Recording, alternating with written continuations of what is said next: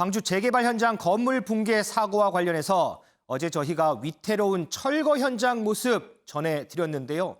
알고 봤더니 철거 계획도 제대로 지키지 않은 것으로 드러났습니다. 관련 리포트 먼저 보고 얘기 시작하겠습니다. 붕괴된 건물의 며칠 전 사진입니다. 5층 건물 뒤로 3층 높이까지 흙이 채워져 있습니다. 그리고 사고 당일 철거 작업이 시작됩니다. 불찾기 앞에 직배처럼 생긴 앞세기가 건물을 뜯는 장면이 담겼습니다. 같은 날 건물 맞은편 창문이 보일 정도로 철거가 진행됩니다. 흑산이 미는 상황에서 위태롭게 건물 앞면만 남았습니다. 이후 건물이 순식간에 반대편 도로 쪽으로 넘어지면서 시내버스를 덮칩니다. 해체 계획서에는 긴팔이 달린 굴착기를 이용해 최대한 닿는 부분까지 철거하도록 되어 있습니다. 하지만 일반 굴착기가 동원됐고 그나마 저층부부터 철거 작업이 이뤄진 것으로 파악됩니다. 일반적인 철거 현장은 대형 크레인이 그 포크레인을 들어 올려서 작업을 하는데 여기 같은 경우는 토사를 쌓아가지고 있기 때문에 굉장히 심각한 문제가 있는 것 같고요. 관할 지자체인 동구청도 해체 계획서를 받았지만 현장에 한 번도 나오지 않았던 것으로 드러났습니다. 민원 생길 때 한번 현장을 가서 어떤 주의사항을 주고하는 부분이었고 별도로 계획을 세워서 현장 점검한 적은 없습니다. 감리가 있기 때문에요. 감리를 담당했던 건축사도 현장에 없었고 하청을 준 시공사 관계자도 없었습니다. 결국 이번 사고도 계획 단계부터 검토와 관리만 철저히 해서도 막을 수 있었던 인재로 드러나고 있습니다. MBN 뉴스 정춘우입니다. 결과론적인 얘기입니다만 사전에 이 참사를 막을 수 있었던 정황들도 속속 드러나고 있습니다. 김은미 기자, 네. 이 철거 현장에 대한 민원 이전부터 계속 쏟아졌다면서요? 네, 맞습니다. 이번 참사 사전에 막을 수 있었던 기회가 정말 수차례 있었습니다. 네, 이 권익위 그리고 해당 구청에 정말 많은 이 철거 작업이 위험하다는 제보가 정말 많이 들어와 있었었는데 네. 먼저 권익위 제보만 따져보면 시점이 이 무려 2달 전, 사고가 나기 2달 전인 지난 4월입니다. 지난 4월에 권익위에 이 사고가 일어났었던 이 광주 학동 사구역 재개발 지역, 여기 철거공 상당히 위험하다. 그러니까 바로 옆에 차가 지나다니고 있는데 가림막이 제대로 설치가 돼 있지 않아서 상당히 위험해 보인다라는 이런 제보가 들어왔었던 사실이 뒤늦게 확인이 됐습니다. 여기에 대해서 이제 이번 사고가 난 뒤에 해당 구청장은 이때 우리는 제보를 받고 현장에 갔는데 이미 철거 작업이 다 끝났기 때문에 네. 안전하게 철거하라는 공문만 해당 조합에 보냈다라고 얘기를 해요. 공문만 보냈다고요? 네, 그 사실 이게 이 해당 그 재개발 지역에 있는 또 다른 건물에 대한 제보였었기 때문에 네. 그 건물은 이미 철거가 다 끝났었던 거죠. 하지만 이 같은 재개발 지역이 있었다라는 점을 좀 참고를 해보게 되면은 그때 제대로 했었다라면 이런 일이 벌어지지 않았을 수 있다는 생각이 드는 대목입니다. 그렇죠. 그리고 이 권익위뿐만이 아니라 이 해당 구청의 이 홈페이지에 한번 가보면 정말 많은 제보들이 들어와 있습니다. 심지어 사고가 나기 불과 8일 전에도 이런 제보가 들어와 있었었는데 8일 전에도요? 네, 이 구청에 돌이라도 하나 떨어지면 이게 옆에 차가 다니고 사람이 다니는데 차가 맞든 사람이 맞든 날벼락일 수밖에 없다라는 이런 내용이 들어와 있습니다. 네. 또 가로수가 휘청할 정도의 강풍에도 지금 계속 철거 작업을 계속하고 있는데 그러기에는 가림막이랑 울타리가 너무 허술하다. 근데 그 밖에 이 바깥쪽으로는 도로랑 아파트가 마주보고 있는데 이렇게 해서는 안 되지 않느냐라는 제보가 있었었는데 여기에 대해서 이 해당 구청장 당시에 우리가 적절한 조치를 하지 못한 걸로 확인이 된다고 일부 인정을 합니다. 네. 하지만 그러면서도 이 버스 정거장을 왜 옮기지 않았는지에 대해서 묻자 이거는 시공사에서 우리한테 협조 요청을 하게 돼 있는데 시공사가 우리한테 협조 요청을 하지 않았다라고 선을 그었습니다. 시공사가 협조 요청을 하기 전에도 본인들이 직접 눈으로 봤으면 이게 좀 위험할 거다라고 생각은 들지 않았나요? 정말. 은영 의원님. 네. 지금 민원이 이렇게 쏟아졌어요. 지자체에서 더 꼼꼼하게 세심하게 좀 봤다면 이 참사 좀 막을 수 있지 않았을까요? 네. 실제로 이번 사고가 발생한 당시의 영상을 보면 붕괴 직전에라도 현장 관계자들이 대피를 하면서 인도만 통제를 했거든요. 맞아요. 도로 통제만 했더라면 어땠을까? 인명피해가 좀 줄어들지 않았을까? 이런 기대, 이런 아쉬움이 있었거든요. 맞아요. 그런데 네. 조금 더 앞서서 미리 정거장만 사실 앞이나 뭐 뒤로 이렇게 옮기기만 했더라도 사실 이런 대형 사고는 없었다고 봅니다. 그런 점에서 굉장히 아쉬운데 물론 이제 구청 쪽에서 해명을 했죠. 버스 정류장 옮기는 문제는 시공사에서 해야 됩니다. 업체 쪽에서 요청을 해야 요청을 되는데 해요. 요청이 없었기 때문에 검토를 못했다라고 하지만 본인들도 구청 관계자들도 인정했듯이 좀 더 적극적으로 능동적으로 대처했더라면은 좋았을 것이다라고 아쉬움을 본인들도 나타냈거든요. 그러게 말입니다. 특히 이제 2달 전에 같은 재건축 현장의 다른 건물에서 이미 이제 붕괴 위험성에 대해서 민원이 제기됐던 건데 이걸 업체 쪽에 전달만 했지 본인들은 한 번도 현장에 나가지 않은 거예요. 그리고 뒷짐만 지고 있었던 거죠. 그래서 이런 지자체의 뒷짐 행정, 한마디로 탁상 행정에 대한 관리 감독 책임 문제 이번에 이제 아마 이제 거론될 수밖에 없다고 하고요.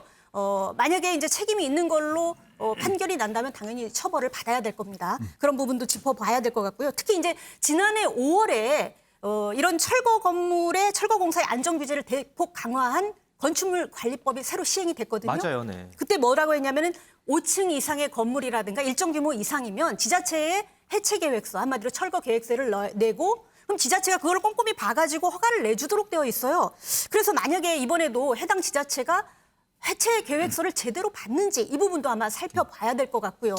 만약에 제대로 봐서 허가를 내줬더라도 그렇다면 법은 있는데 현실이 따로인 상황이거든요. 한마디로 비용 문제 때문에 안전을 무시한 이런 행태가 반복된다는 얘기거든요. 이런 행태에 대해서 이런 것들이 계속된다면 앞으로 이런 후진국형 참사는 계속 일어날 수밖에 없습니다.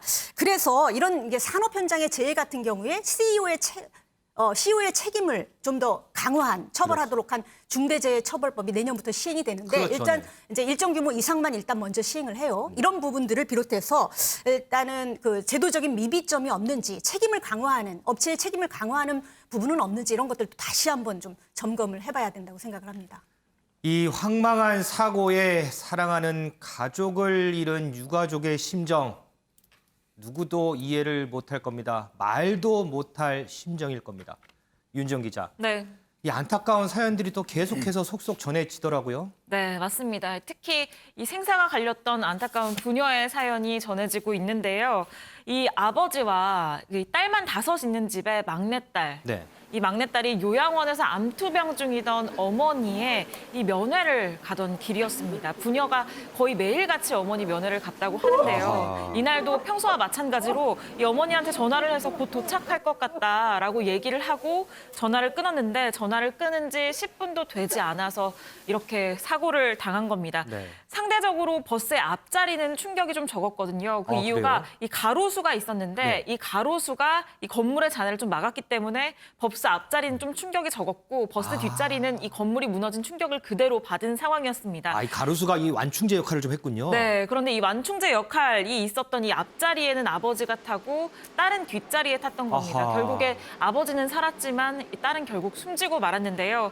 이 아버지도 크게 다쳐서 현재 중환자실에 입원을 해 있는데 정신이 들자마자 우리 막내딸이 어디 있는지 딸만 찾고 있는 상황이라고 합니다. 그러겠죠. 그런데 가족들은 이 아버지가 받을 충격으로 인해서 현재 딸이 숨졌다는 이 소식도 전하지 못하고 있다는 내용이 전해지고 있습니다. 그런데요, 사고 수습 대책 논의하겠다면서 여기에 국회의원, 시의원, 정부 관계자 등등 많은 사람들이 현장을 방문했습니다. 그런데요, 들리는 건 웃음소리요. 심지어 여기를 행사장이라고 합니다. 관련 리포트 한번 보겠습니다. 17명의 사상자를 낸 광주 붕괴 참사 현장 바로 옆 도로에 통제선이 설치됐습니다. 소방차 등 사고 수습 차량 대신 고급 차량들이 주차돼 있습니다. 기자가 확인해봤습니다. 이 차 누구 차량이에요? 행사관님 차량이에요. 근데 이렇게 불법 주차를 하셔도 돼요? 이쪽에 세우라고 안내 받아서 세운 건데. 그러면서 시민들이 희생된 참사 현장을 행사장으로 표현합니다. 이쪽에 여기 회의장 앞에 세워놓으라고 해서 세운 건데. 행사요? 네. 현장에 파견된 경찰은 사고 수습에는 관심이 없어 보입니다. 왜 차들이 왜 여기에 불법 주차를 하는 거예요? 이거 다음에 이야기하시고요. 아니 사고 수습 오셔가지고 지금 의전이 먼저인가요? 사고 수습 대책본부가 마련된 천막에는 지역 국회의원과 시의원들이 앉아 있습니다. 그런데 웃음소리가 들리고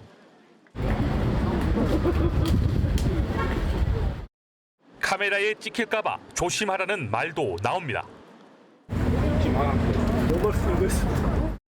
한 시민이 보여주기식 방문을 지적하자 욕설까지 합니다. 얘기할 때 어떤 놈이 말로만 하지 말아야겠다. 뭐라 해보란다 내가 아무것도 아니야. 의원들은 1시간가량 앉아있다가 현장을 떠났는데 사고 수습에 대한 논의는 없었습니다. MBN 뉴스 강진우입니다. 윤지영 기자. 네. 진짜 이거 무슨 일이에요, 이거?